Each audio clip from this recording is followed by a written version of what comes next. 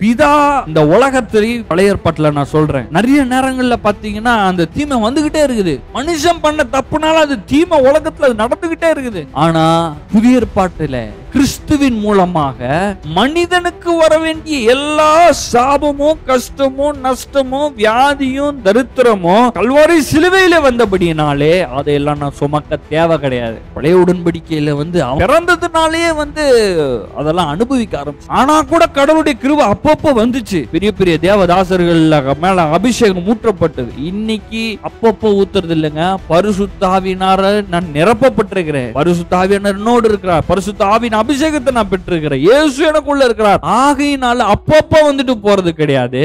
ஆண்டவர் என்ன நியாயம் தீர்க்கிறது கிடையாது. இன்னைக்கு என இயேசு மேல நியாயம் தீர்த்தாச்சு. இன்னைக்கு என் தப்ப வச்சு ஆண்டவர் எனக்கு அடிச்சுட்டு உதச்சுக்கிட்டு இந்த வேலையெல்லாம் கிடையாது. எல்லாம் இயேசு மேல வந்துருச்சு. அதனால குற்ற மனசாட்சியா இருக்காதீங்க.